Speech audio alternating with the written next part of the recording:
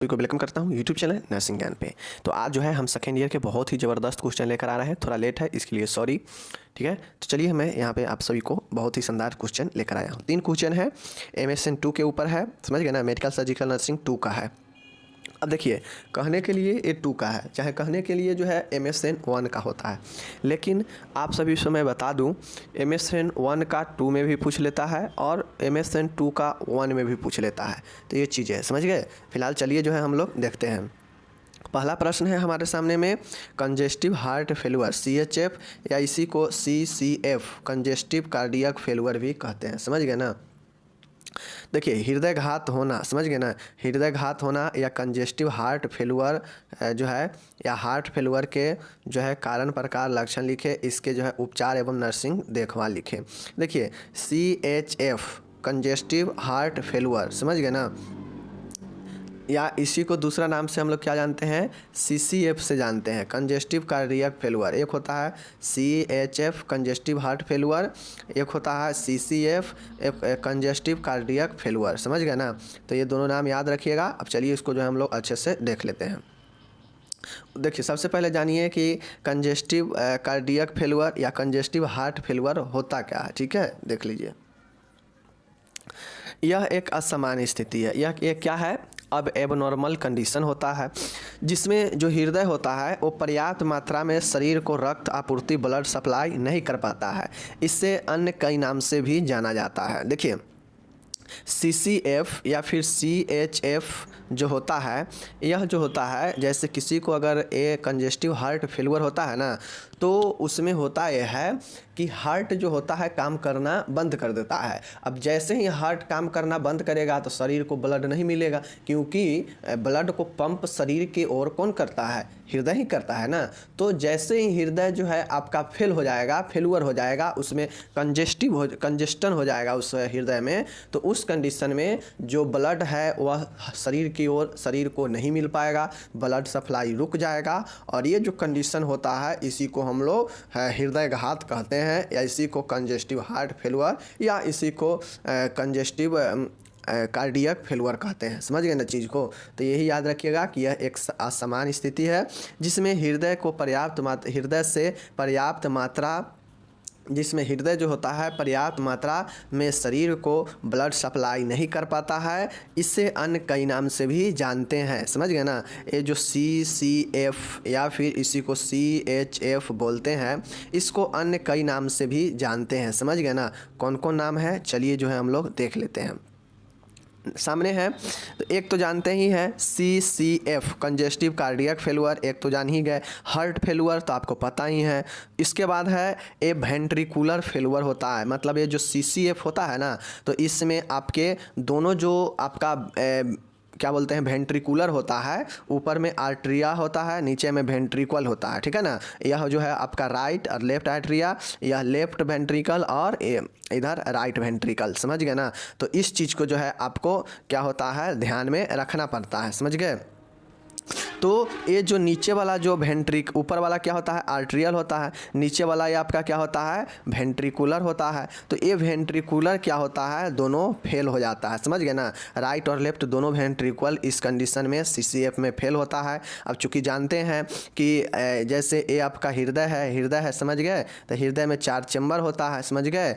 Blood इधर अशुद्ध blood आता है बॉडी से, यहाँ पे अशुद्ध ब्लड। अब ये जो है क्या करता है, एक कपाट खुलता है तो ब्लड यहाँ आता है, समझ गए ना, यहाँ आता है। अब जैसे ही ब्लड यहाँ आया तो ये क्या होता है, ये ब्लड जाता है कहाँ पे, फेफड़ा में जाता है, और फेफड़ा से शुद्ध होकर जो है ब्लड यहाँ आता है। अब यहाँ से ये ब्लड होता है इसमें आता है और यहाँ से हृदय की तरफ निकल जाता है, समझ गए। ऐसे ही कुछ होता है इसका मैकेनिज्म। तो इसमें होता यह है कि दोनों जो नीचे वाला वेंट्रिकुलर है ना, यही फेल हो जाता है, CCF में यही दोनों फेल हो जाता है, समझ गए। तो इसी को कार्डियक इनसुफिशियंस भी बोलते हैं, इसके बाद हार्ट फेलुअर भी बोलते हैं, और इसको वेंट्रिकुलर फेलुअर भी बोलते हैं। क्यों बोलते हैं, क्योंकि वेंट्रिकुलर ही इसमें फेल हो जाता है। और कंजेस्टिव कार्डियक फेलुअर तो इसको बोलते हैं। तो ये नाम, अन्य नाम ये चीज़ है। अगर क्वेश्चन आपका इसमें से किसी के ऊपर पूछ देगा तो घबराइएगा नहीं, सेम आंसर सबका होगा, समझ गए। चलिए, तो जैसा कि मैं आपको बता दूं कि ये जो हार्ट फेलुअर, देखिए सबसे पहले जानिए हार्ट अटैक और हार्ट जो है फेलुअर दोनों में अंतर होता है। तो ये जो कंजेस्टिव CCF देख रहे हैं या फिर CHF, यह जो होता है हार्ट फेलुअर होता है, समझ गए ना। हृदय घात मतलब हार्ट का फेल हो जाना। अब जब हार्ट फेल हो जाएगा तो आपको बॉडी को ब्लड सप्लाई होगा ही नहीं, यही चीज़ है।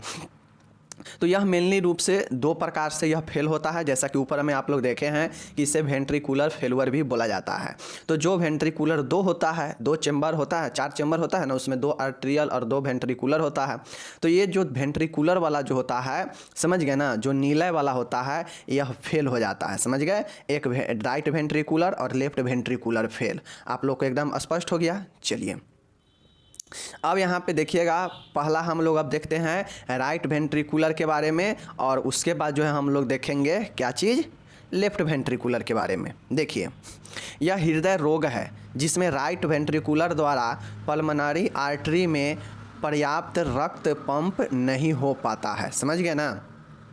जैसे मैं क्या बताऊं, जैसे मैं आपको पहले ही बताया, ये हृदय हो गया आपका, ये क्या है, हृदय है, समझ गए। ये हृदय है, हृदय का 4 चेंबर होता है।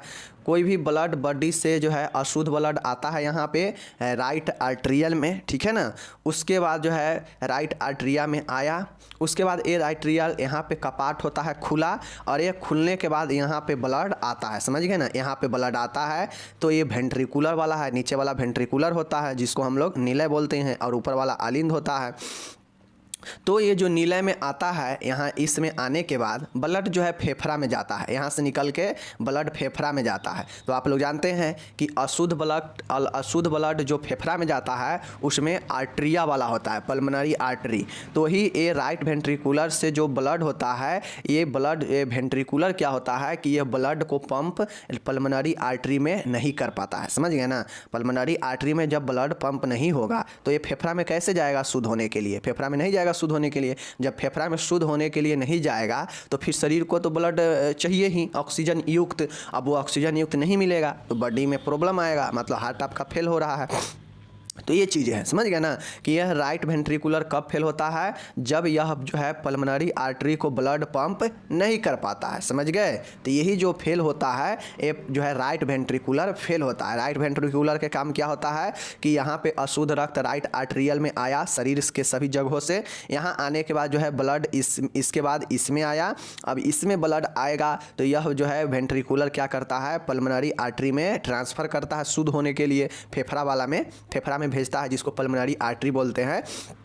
तो आप लोग पढ़े हैं ना कि आर्टरी में शुद्ध रक्त बहता है, लेकिन पल्मोनरी आर्टरी रहेगा तो अशुद्ध रक्त होगा। तो यही अशुद्ध रक्त यहाँ से निकल के यहाँ जाता है, समझ गए चीज़ को। चलिए अब इसका कारण देख लीजिए, क्या क्या कारण होता है जिससे राइट वेंट्रिकुलर फेल होता है।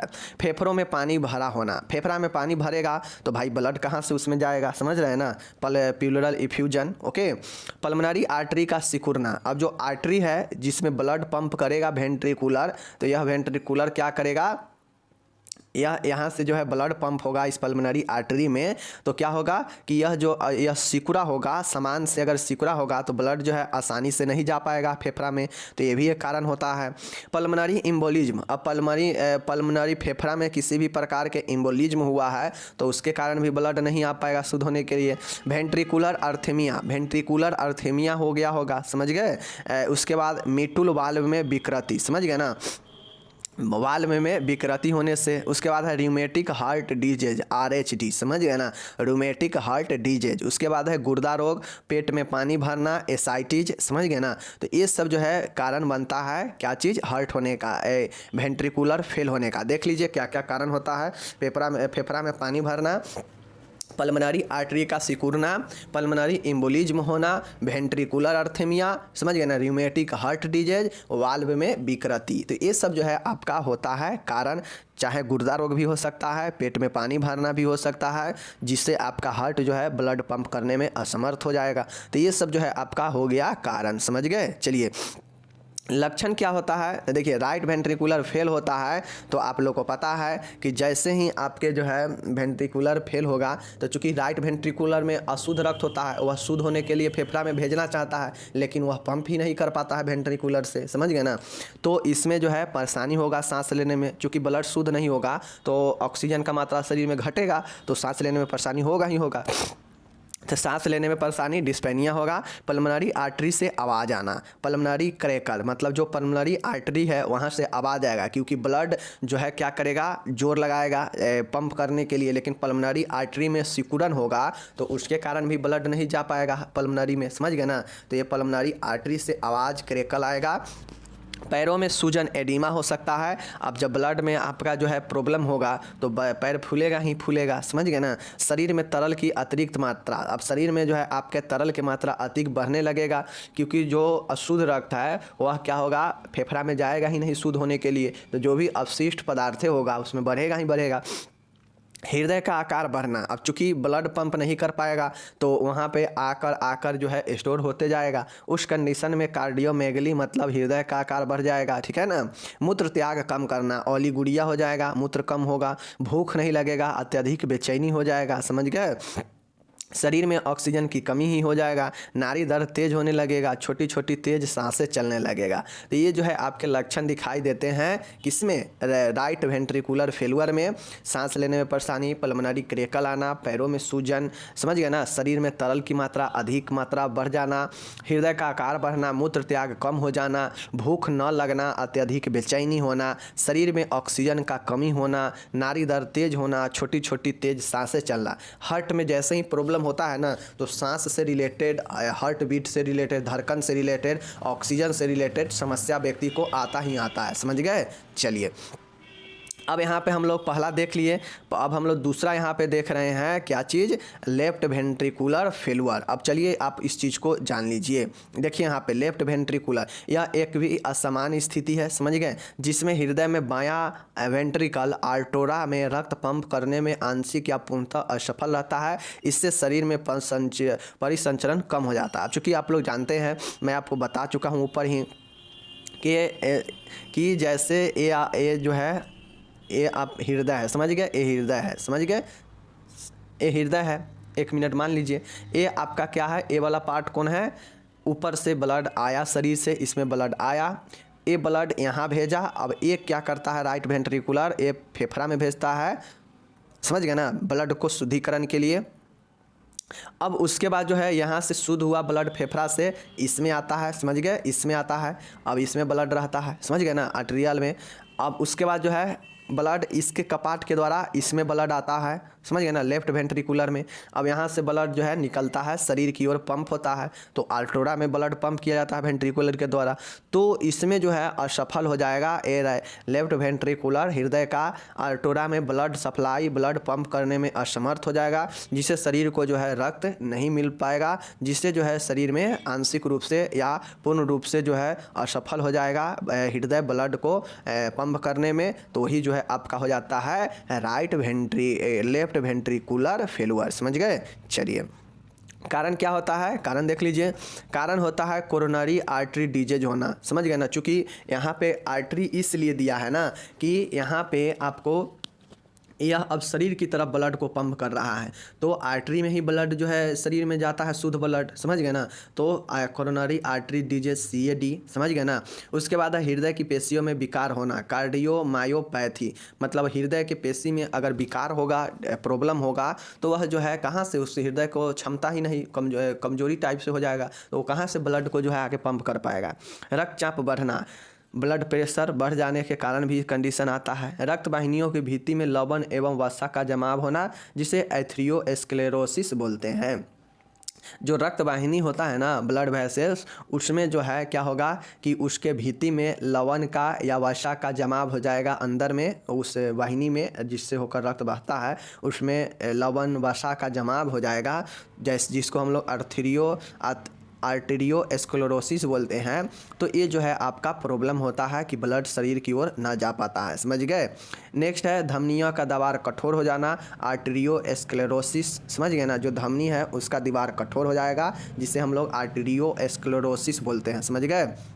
मायोकार्डियल इन्फारक्शन, मायोकार्डियल इन्फारक्शन भी MI भी इसका कारण होता है, और MI आपको पता है कि MI क्या होता है। उसके बाद है एनीमिया है, रक्ताल्पता है, उसके बाद आपका स्ट्रोक है, आघात है। तो इस सब में जो है शरीर को ब्लड नहीं मिल पाता है, तो यही जो है आपका होता है क्या चीज़, लेफ्ट वेंट्रिकुलर फेलुअर, समझ गए। चलिए लक्षण क्या होता है देख लीजिए। किसी को अगर शरीर में ब्लड नहीं मिलेगा तो क्या क्या लक्षण होगा, तो यहाँ पे उच्च रक्तचाप भी होता है, कारण भी लक्षण भी, पाल्पिटेशन हृदय गति बढ़ने लगेगा, पाल्पिटेशन होगा, स्पंदन बढ़ने लगेगा, सांस लेने में परेशानी, डिस्पेनिया हो जाएगा, शरीर में नीलिमा मतलब साइनोसिस ऑक्सीजन की कमी से, हल्का सिर दर्द होना, सीने में दर्द होना, चेस्ट पेन होना, ठीक है ना, और अत्यधिक पसीना आना, डायोफोरोसिस, नाड़ी दर्द तेज होना, टेकिकार्डिया, रात्रि के समय अत्यधिक मूत्र त्याग, नॉक्टीरिया। तो ये सब जो है व्यक्ति में लक्षण दिखाई देता है जब उसमें वेंट्रिकुलर फेल्योर होता है, यानी शरीर को जब ब्लड नहीं मिल पाता है आवश्यक रूप से। समझ गए। चलिए निदान क्या है, यहाँ पे इसका निदान देख लीजिए। निदान है हिस्ट्री कलेक्शन, इतिवृत्ति लेना, लक्षणों की उपस्थिति की जांच की जाती है। समझ गए चीज़ को। चलिए रक्त का जांच किया जाता है, ब्लड इन्वेस्टिगेशन, समझ गए, और उसके बाद ईसीजी किया जाता है। समझ गए। इलेक्ट्रोकार्डियोग्राफी, उसके बाद है इलेक्ट्रोकार्डियोग्राफी, ईसीजी किया जाता है, इकोकार्डियोग्राफी, समझ गए ना, इकोकार्डियोग्राफी होता है, ई समझ गया ना। तो ये चीज़ें है। उसके बाद यहाँ पे देखिएगा ये होता है इको टेस्ट होता है, समझ गए ना, ये होता है इको और ये होता है ईसीजी। उसके बाद है कोरोनरी एंजियोग्राफी, यहाँ पे किया जाता है, जो कोरोनरी होता है उसका एंजियोग्राफी किया जाता है। तो ये सब कुल निदान है, यहाँ पे देख लिए। चलिए अब यहाँ पे ट्रीटमेंट की तरफ चलते हैं। ट्रीटमेंट इसमें क्या क्या होता है देख लीजिए। शरीर में एडिमा नियंत्रित करने के लिए डायोलेक्टिक दिए जाते हैं, जैसे फ्रुसोमाइड, टोर्सेमाइड, मैनिटोल। अगर किसी व्यक्ति को हृदय फेल होने से शरीर में अगर उसका जल का मात्रा अनियंत्रित है, पैर में एडिमा है, ऊपर में देखें ना कि पैर में एडिमा हो जाता है, तो उस कंडीशन में व्यक्ति को डायूरेटिक दिया जाता है कि ज़्यादा से ज़्यादा शरीर का जो अनियंत्रित तरल है उसको बाहर निकाला जाए, जैसे फ्रुसेमाइड, टोर्सेमाइड, मैनिटोल, मूत्र की मात्रा को वृद्धि करने के लिए। रोगी को नम ऑक्सीजन दिया जाता है, चूँकि इस कंडीशन में व्यक्ति को ऑक्सीजन का प्रॉब्लम होता है, समझ गए ना। रोगी को औषधि डाइक्सोसिन दी जाती है, जिससे हृदय मांसपेशी की कंट्रैक्शन क्षमता बढ़ जाती है एवं हार्ट फेलुअर समाप्त हो जाता है। हार्ट फेलुअर में डाइजोक्सिन जो है दिया जाता है व्यक्ति को कि उसका जो हृदय का मांसपेशी जो सिकुड़ा हुआ है ना, उसका जो क्षमता है बढ़ जाए और हार्ट फेलुअर समाप्त हो जाए। समझ गए। रोगी को वैसोडिलेटर दवाई दी जाती है, समझ गए ना, रक्त वाहिका को खोलने के लिए, जिससे ब्लड आसानी से जो है आगे जा पाए। इसके लिए वैसोडिलेटर दवाइयाँ देते हैं, जैसे नाइट्रेट्स, हाइड्रालिजाइन, एसीए इन्वेटर। समझ गए। ये याद रखिएगा वैसोडिलेटर दवाइयाँ का, हाइड्रालिजाइन, समझ गए ना, हाइड्रालियाजाइन और नाइट्रेस, ये दोनों याद रखिएगा। पाँचवा में यहाँ पे आप लोग देखिए कार्डियक अस्थमा के लिए एमिनोफाइनिल देते हैं, ठीक है ना। अगर किसी को कार्डियक अस्थमा है तो उसके लिए एमिनोफाइलिन एवं थियोफाइलिन का उपयोग किया जाता है। समझ गए। नेक्स्ट यहाँ पे आप लोग देखिएगा, रोगी को आहार में लो सोडियम डाइट एवं लेस फ्लूइड इंटेक दी जाती है। रोगी को आहार में कम सोडियम वाला भोजन और तरल पदार्थ कम जो है दिया जाता है, ठीक है। ये सब चीज़ें हैं, ये इसका जो है उपचार है। समझ गए। अब इसमें जो है चलिए हम लोग देखते हैं नर्सिंग प्रबंध में। मैं बार बार बताता हूँ, नर्सिंग प्रबंध में आपको बीमारी से रिलेटेड 5 पॉइंट ऐसे ढूंढना है जो मेन पॉइंट हो, जिसमें मेजर प्रॉब्लम हो उस बीमारी में, उस पॉइंट को ढूंढना है और उसी को देखभाल करना है एज ए नर्स। उसमें 4-4, 5-5 पॉइंट लिखते जाना है। जैसे नर्सिंग प्रबंध यहाँ पे किसी हार्ट फेलुअर वाले पेशेंट के लिए, या हार्ट फेलुअर या हार्ट से रिलेटेड प्रॉब्लम वाले के लिए, ये जो मैं बता रहा हूँ यहाँ पे 4-5 पॉइंट यह महत्वपूर्ण है। जैसे किसी का हार्ट फेलुअर होगा तो चेस्ट में तो दर्द होगा ही होगा, आम सी बातें हैं। तो तीव्र दर्द, अब ये दर्द का आप लोग मैनेजमेंट कैसे करेंगे, कैसे दर्द को दूर करेंगे, तो इसके अंदर में 2-4 लाइनें लिखना पड़ेगा, ठीक है। पहला पॉइंट। दूसरा पॉइंट है हार्ट का प्रॉब्लम है तो ऑक्सीजन का कम होगा ही होगा, तो ऑक्सीजन में कमी के लिए कैसे देखभाल करेंगे, तो इसमें लिखना होगा 2-4 लाइन। कार्डियक आउटपुट कम होना, किसी को हार्ट में प्रॉब्लम होता है, यहाँ पे हार्ट फेलुअर है तो हार्ट का जो आउटपुट है वो कम जाएगा ही जाएगा, तो इसके लिए देखभाल कैसे करेंगे। समझ गए। उसके बाद है सूजन को हटाना। अब शरीर में एडिमा होता है, ब्लड सप्लाई नहीं होने से एडिमा होगा ही होगा, तो एडिमा होगा तो एडिमा को कैसे कम किया जाएगा सूजन को, इसके लिए आपको देखभाल करना पड़ेगा, ठीक है। पांचवा यहाँ पे देखिएगा, रोगी को व्यतीत होना। रोगी इसमें बहुत ज़्यादा परेशान होने लगता है, तो इस कंडीशन में रोगी को कैसे आप जो है सहारा देंगे, दिलासा देंगे, तो इसके लिए जो है इसमें लिखते हैं 2-4 लाइनें, ठीक है। उसके बाद है जटिलता का और सारा संभावना होता है, तो उसको जो है कैसे कैसे आप जो है बचाएंगे, तो इन सब चीज़ों को कुल 6 पॉइंट पॉइंट में लिखा गया है। अब 6 पॉइंट में 3-3 4-4 लाइन भी अगर लिखेंगे इसके बचाव के लिए, देखभाल के लिए, तो जो है आपको 18 से 20 लाइन यानी 1.5 से 2 पेज में चला जाएगा। समझ गए? तो ये जो है नर्सिंग प्रबंध ऐसे ही लिखना चाहिए। समझ गए? चलिए बाकी यहाँ पे हम लोग दूसरा प्रश्न लेकर आए हैं कैटरेक्ट के बारे में, मोतियाबिंद के बारे में। मोतियाबिंद क्या होता है, कैटरेक्ट में जो है क्या क्या होता है, क्या इसका ज़रूरी इलाजें हैं, चलिए जो है हम लोग इसको देखते हैं। ठीक है, चलिए मोतियाबिंद के बारे में, कैटरेक्ट के बारे में देखते हैं। देखिए यहाँ पे नेत्र लेंस अथवा इसके कैप्सूल या दोनों के आंशिक अथवा पूर्ण अपारदर्शी होना मोतियाबिंद कहलाता है, जिससे दृष्टि बाधित हो जाती है। यह अंधेपन का प्रमुख कारण है। ठीक है, देखिए नेत्र लेंस जो होता है ना, लेंस के द्वारा ही हम किसी भी चीज़ को देख पाते हैं। समझ गए ना?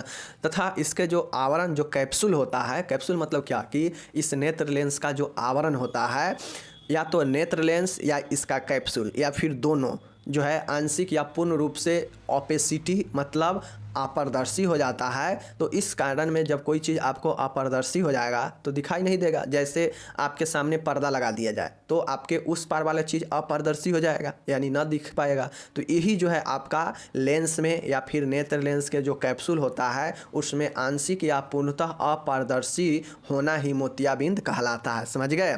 जिससे दृष्टि बाधित हो जाती है। अपारदर्शी हो जाएगा तो बाधित हो ही जाएगा, तथा यह अंधेपन का प्रमुख कारण बनता है। समझ गए? तो यही जो है आपका होता है कैटरेक्ट। समझ गए? चलिए यहाँ देख लीजिए, cataract is characterise by opacity of the lens और lens capsule of the eye. समझ गए ना चीज़ को? चलिए नेक्स्ट इसके प्रकार देख लीजिए। इसके जो है निम्न प्रकार है, अलग अलग प्रकार है। इसको जो है आप लोग देख लीजिए, इसमें सिर्फ आपको प्रकार जानना है।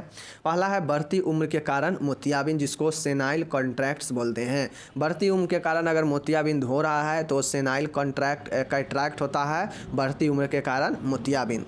दूसरा है ट्रॉमेटिक कैटरेक्ट होता है, जो चोट के कारण होता है। ट्रॉमा मीन्स चोट के कारण मोतियाबिंद। उसके बाद है सेकेंडरी और कॉम्प्लिकेटेड कैटरेक्ट, संक्रमण या अन्य रोग के कारण मोतियाबिंद। किसी संक्रमण या फिर अन्य कारण से मोतियाबिंद हो सकता है, तो यह सेकेंडरी और कॉम्प्लिकेटेड कैटरेक्ट होता है। ओके, कॉन्जेंटल मोतियाबिंद, कॉन्जेंटल कैटरेक्ट होता है, जन्मजात एक मोतियाबिंद होता है। समझ गए? जिसमें बच्चा का जो है आँख का लेंस और आँख का कैप्सूल दोनों अपारदर्शी ही रहता है और जन्म लेता है।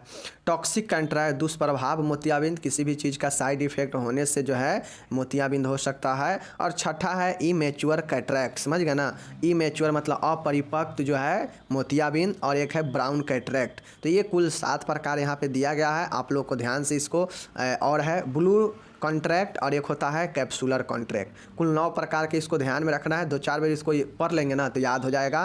Blue cataract, capsular cataract, brown cataract, immature cataract, toxic cataract, congenital cataract, secondary complicated cataract, traumatic cataract और सेनाइल कैटरेक्ट। ये सब याद रखना बहुत आसान है, बस 1-2 बार पढ़ने की ज़रूरत है। समझ गए? चलिए अब देखिए कारण क्या होता है, तो मोतियाबिंद के निम्न कारण होता है। बढ़ती उम्र के कारण मोतियाबिंद होता है सेनाइल कैटरेक्ट, तो ये 50 वर्ष के बाद होता है इसका कारण। आंखों में चोट लगा है तो इसका एक कारण होगा।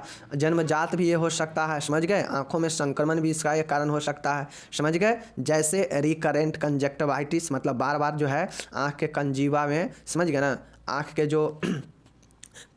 के जो कंजक्टिवा है उसमें बार बार संक्रमण हो रहा है, राइटिस हो रहा है। समझ गए? ग्लूकोमा हो रहा है, तो इस कंडीशन में जो है मोतियाबिंद होता है। समझ गए? मधुमेह भी इसका कारण बन सकता है। त्वचा पर्दा, एटोपिक डर्माटाइटिस, समझ गए ना, एटोपिक डर्माटाइटिस। उसके बाद है आँखों का विकिरण से समर, अगर किसी रेडिएशन के संपर्क में आँख बार बार आ रहा है तो ये जो है आपको कैटरेक्ट का संभावना है। समझ गए?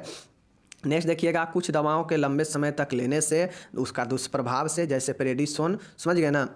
उसके बाद देखिएगा धूप में सूर्य दिशा में कार्य करना। समझ गए ना? धूप में सूर्य की दिशा में अधिक कार्य करना, अगर सूर्य के सामने अधिक कार्य करेंगे धूप में तो फिर जो है कैटरेक्ट होने की संभावना है। तो कुल 9 प्रकार जो लोग याद कर लेंगे ना, तो वो जो है उनको इनका जो है कारण भी मिल जाएगा। क्योंकि कोई किसी को ट्रॉमेटिक कैटरेक्ट होता है तो चोट लगने से होगा, किसी को अगर इन्फेक्शन वाला कैटरेक्ट होता है तो संक्रमण से होगा, कॉन्जेंटल कैटरेक्ट है तो जन्मजात होता है, अनुवांशिक भी हो सकता है। तो ये जो है आपका ये सब कारण बनता है। ठीक है? चलिए लक्षण क्या होता है, किसी को अगर कैटरैक्ट होता है तो उसमें क्या क्या लक्षण होता है देख लीजिए। दृष्टि धुंधली होना, ब्लूडेड विजन, मतलब जो विजन होगा वह ब्लूडेड होगा, विजन जो है धुंधला दिखाई देगा। आँख की पुतली सफ़ेद होना, जो आँख का पुतली है वह वाइट होने लगेगा, समझ गए। आँख का लेंस अपारदर्शी होना, ऑब्सेटी ऑफ आई लेंस, जो आई लेंस है वह क्या होगा, अपारदर्शी होने लगेगा, ठीक है। रात्रि के समय प्रकाश में आँखें चौंकना, रात में जब बॉल उल बारेंगे सामने तो उसके प्रकाश में आँख चौंकने लगेगा, समझ गए ना। Blinding glare from lighting in night, okay. आँख की पुतलियाँ विस्तारित होना, जो आँख का पुतली है उसमें विस्तारित हो जाएगा, डिलेटेड हो जाएगा, समझ गए। उसके बाद है अधिक देखने के प्रयास, ट्राई टू सी मोर, और व्यक्ति इसमें जो है अधिक देखने का प्रयास करता है, उससे आभास होने लगता है कि कहीं ना कहीं आँख में मेरा प्रॉब्लम हो रहा है और वह जो है ज़्यादा देखने का प्रयास करता है, ठीक है। तो ये जो है आपके इन सब जो है लक्षण दिखाई देता है किसी भी मोतियाबिंद को, समझ गए। चलिए निदान इसका क्या क्या होता है देख लीजिए। निदान इसका बहुत कम है। एक तो आई का परीक्षण किया जाता है, आई एग्जामिनेशन। उसके बाद होता है स्लाइट लैंप एग्जामिनेशन, समझ गए ना। साइट लैंप एग्जामिनेशन होता है, समझ गए ना, स्लाइट लैंप एग्जामिनेशन होता है। उसके बाद है ऑप्थेल्मोस्कोपी किया जाता है, समझ गए ना। ऑप्थेल्मोस्कोपी आँख का परीक्षण जो होता है ये किया जाता है, या स्लाइट लैंप एग्जामिनेशन या फिर आई एग्जामिनेशन किया जाता है। 3 प्रकार के याद रखिएगा, कैटरैक्ट के लिए परीक्षण होता है, समझ गए। चलिए उपचार क्या है देख लीजिए। मोतियाबिंद के उपचार के लिए आई सर्जरी की जाती है, जिसमें आई लेंस को हटाकर नया लेंस प्रत्यारोपित किया जाता है। यह प्रकार 2 से सर्जरी होता है। देखिए मोतियाबिंद का जो है प्रभावी जो उपचार होता है, अगर किसी को पूर्ण रूप से मोतियाबिंद हो गया है तो उसको प्रभावी जो उपचार होता है वह उपचार होता है सर्जरी। मोतियाबिंद के सर्जरी के लिए जो है मोतियाबिंद के इलाज के लिए सर्जरी किया जाता है, जो 2 प्रकार से होता है। और इसमें जो क्या किया जाता है कि आई लेंस को हटाकर नया लेंस को लगा दिया जाता है, ठीक है। चलिए देख लेते हैं 2 प्रकार से सर्जरी कौन कौन है। देख सकते हैं यहाँ पे, एक है आपका एक्स्ट्रा कैप्सुलर कॉन्ट्रैक्ट एक्सट्रैक्शन, समझ गए ना, ECE। मात्र 2 प्रकार से मोतियाबिंद का जो है होता है सर्जरी, ECCE, समझ गए ना। Extra, E for extra, C for capsular, C for cataract और E फॉर एक्सट्रैक्शन, समझ गए ना। एक्स्ट्रा कैप्सुलर कैटरैक्ट एक्सट्रैक्शन, समझ रहे हैं ना। इसमें होता है कि इसमें एंटीरियर लेंस कैप्सूल को हटाया जाता है, इसके बाद नया लेंस प्रत्यारोपित किया जाता है। तो कोई पूछेगा ECCE क्या होता है, तो कहिएगा मोतियाबिंद का सर्जरी है जिसमें एक्स्ट्रा, समझ गए, कैप्सुलर कैटरैक्ट एक्सट्रैक्शन को क्या किया जाता है, इस सर्जरी में एंटीरियर लेंस कैप्सूल को हटाया जाता है, इसके बाद नया लेंस इसमें लगाया जाता है। तो ECCE समझ गए, एक्स्ट्रा कैप्सुलर कैटरैक्ट एक्सट्रैक्शन, समझ गए। चलिए दूसरा जो सर्जरी है देखिएगा यहाँ पे, इसमें संपूर्ण लेंस को हटाया जाता है, फिर नया लेंस क्या कहता है, ट्रांसप्लांट किया जाता है। इंट्रा कैप्सुलर कैटरैक्ट एक्सट्रैक्शन, सिर्फ अंतर क्या है, वहाँ पे ई से शुरू हुआ था ECCE और यहाँ पे क्या है ICCE, सब समान है। ये एक्स्ट्रा है और ये इंट्रा है, यह एक्स्ट्रा है यह इंट्रा है, समझ गए, यह एक्स्ट्रा है यह इंट्रा है। इसमें कैप्सुलर को हटाया जाता है, जबकि इसमें जो है पूर्ण रूप से लेंस को हटाया जाता है और बाकी वही है कैप्सुलर कॉन्ट्रैक्ट एक्सट्रैक्शन, समझ गए। तो ICCE intra capsular contract extraction, इसमें संपूर्ण लेंस को हटाया जाता है, फिर नया लेंस को ट्रांसप्लांट किया जाता है, प्रत्यारोपित किया जाता है, समझ गए चीज़ को। चलिए अब यहाँ पे देखिएगा, मोतियाबिंद का उपचार OPD बेसिस पर ही किया जाता है। इस प्रक्रिया में 2 से 3 घंटे का समय लगता है। मतलब जो मोतियाबिंद कैटरैक्ट होता है इसका उपचार OPD में जैसे कोई बाह्य रोगी आया, दिखाया और घर गया, उसी बेसिस पर इसका भी किया जाता है। इसमें 2-3 घंटे का लगता है समय, समझ गए ना। तो ये जो है आपका हो गया। लेंस ट्रांसप्लांट के कुछ दिनों बाद रोगी को डार्क आई ग्लासेज पहनने के लिए कहा जाता है। जो व्यक्ति को लेंस ट्रांसप्लांट हुआ रहता है मोतियाबिंद का ऑपरेशन, उसको जो है डार्क आई ग्लास पहनने को कहा जाता है। देखते भी होइएगा किसी का ये प्रॉब्लम होता है तो उसको डार्क आई ग्लासेस दिया जाता है।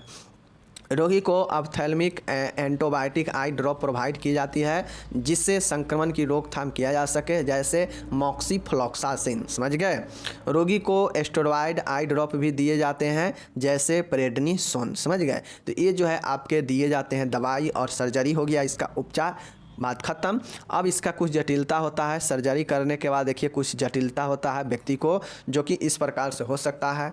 पोस्टेरियर कैप्सूल ऑप्सिटी, अब एंटेरियर को सर्जरी हुआ है, एंटेरियर कैप्सूल को हटाया कर कोई दूसरा लगाया गया है, तो हो सकता है जो पीछे का है, जो पोस्टेरियर कैप्सूल है उसमें ऑप्सिटी हो जाए। एंटेरियर हटा कर लगाया गया तो हो सकता है आगे वाला हटा के लगाया गया तो हो सकता है पीछे वाला में हो जाए, तो इसका एक जटिलता ये होता है। इंट्राओकुलर लेंस डिसलोकेशन, जो IOL है, जो लेंस लगाया गया है बाहर से, वह हो सकता है वह अपनी जगह से डिसलोकेशन हो सकता है, समझ गए। चलिए, उसके बाद आँख में किसी भी प्रकार के सूजन, ललीमा, पर्दा हो सकता है। लाइट सेंसिटिव, लाइट से बहुत ज़्यादा प्रॉब्लम होने लगेगा। Photopsia, perceived flashes of light, मतलब जो है आंख पर किसी भी प्रकार के फ्लैश लगने लगेगा आपको। मैकुलर एडिमा, समझ गए ना, मैकुलर एडिमा का मतलब होता है swelling of the central retina, retina में स्वेलिंग हो जाएगा। उसके बाद देखिएगा यहाँ पे पोटोसिस, मतलब ड्रॉपी आईलिड हो जाएगा। उसके बाद ऑकुलर हाइपरटेंशन, समझ गए ना, मतलब अत्यधिक आई पर प्रेशर पड़ेगा। तो ये सब जो है व्यक्ति में जटिलता होने लगता है, चीज़ को समझ गए।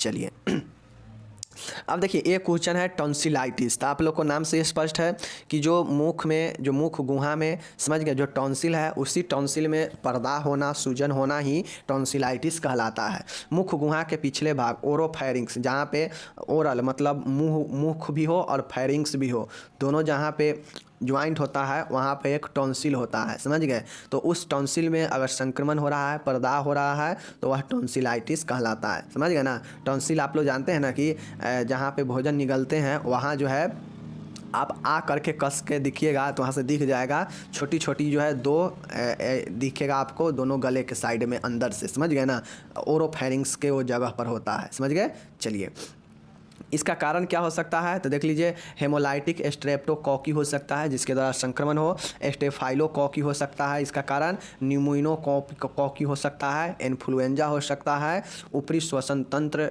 संक्रमण हो सकता है, प्रदूषित वायु और भोजन भी इसका कारण हो सकता है। तो ये सब जो है कारण होता है, निम्न याद रखिए, हेमोलाइटिक स्ट्रेप्टोकॉकी, स्टेफाइलोकॉकी, ओके, न्यूमोनोकॉकी, इन्फ्लुएंजा, ऊपरी श्वसन तंत्र और प्रदूषित वायु और भोजन, ये सब जो है कारण होता है, समझ गए ना। हेमोलाइटिक स्ट्रेप्टोकॉकी, स्टेफाइलोकॉकी, न्यूमोनोकॉकी, इन्फ्लुएंजा, कॉकी वाला याद रखिएगा और आपको समझ में आ जाएगा कि टॉन्सिल में कॉकी वाला बहुत ज़्यादा जिम्मेदार होता है, समझ गए। चलिए लक्षण क्या होता है देख लीजिए, गले में खराश रहेगा, निगलने में दर्द होगा, बुखार होगा, बदन दर्द होगा, जीभ पर सफ़ेद स्राव आना, जीभ पर, चूँकि जीभ के लास्ट वाला छोर पर ही दोनों साइड से टॉन्सिल होता है तो जीभ पर जो है सफ़ेद स्राव आना, समझ गए। सर्दी लगना व कंपकपी आना, ठीक है। गले की लसिका जो आपका ग्रंथियाँ हैं उसमें सूजन, लिम्फ ग्लैंड में सूजन हो जाएगा। तो ये सब जो है आपके कुछ जो है आपका लक्षण है, गले में खराश, निगलने में दर्द, बुखार, बदन दर्द, जीभ का सफ़ेद स्राव आना, सर्दी लगना, कंपकपी, गले का लसिका ग्रंथियों को सूजना, ये सब जो है आपके हो सकते हैं, समझ गए।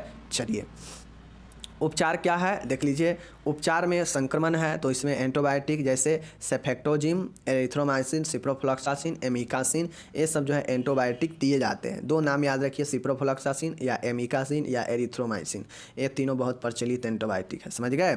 चलिए दूसरा देखिएगा कि रोगी को एंटीपायरेटिक दिए जाते हैं। आप लोग को पता है कि एंटीपायरेटिक क्यों दिए जाते हैं, तो यह क्या करता है जैसे इबुप्रोफेन, समझ गए ना, और एसिटामिनोफेन या एंटीपायरेटिक दवाइयाँ हैं, ओके। चलिए नेक्स्ट यहाँ पे देखिएगा, गंभीर स्थिति में अगर टॉन्सिल नहीं जा रहा है तो सर्जरी द्वारा टॉन्सिल को काट कर हटा दिया जाता है, जिसे टॉन्सिलेक्टोमी कहते हैं। और आप सभी से पूछेगा कि टॉन्सिलेक्टोमी में सर्जरी से पहले, सर्जरी के बाद देखभाल बताइए, तो ये मैं बहुत बार करा चुका हूँ, इसको आपको खुद से करना है, ठीक है। चलिए मिलेंगे अगले वीडियो में। 3 क्वेश्चन हम लोग यहाँ पे आज कर लिए हैं, आप लोग इसको अच्छे से 1-2 बार पढ़ लीजिए, समझ में आ जाएगा, ओके। देखिए किसी भी चीज़ को जितना आसानी से समझिएगा उतना ही आसानी से समझ में आएगा, वरना अगर उसको ज़्यादा आप जटिल में ले लेंगे कि नहीं हो रहा है, ये नहीं हो रहा है, तो फिर नहीं होगा। किसी भी क्वेश्चन को 1-2 बार 3 बार समझने का प्रयास कीजिए। अगर आप ये कहेंगे कि वीडियो 40 मिनट का है, बड़ा है, तो फिर कुछ नहीं हो सकता। अगर आप दिन में 3-4 प्रश्न याद करने में अगर आप समय नहीं दे रहे हैं तो फिर दिक्कत है, समझ गए। मेहनत तो करना पड़ेगा अच्छे मार्क्स के लिए। चलिए मिलेंगे अगले वीडियो में, धन्यवाद।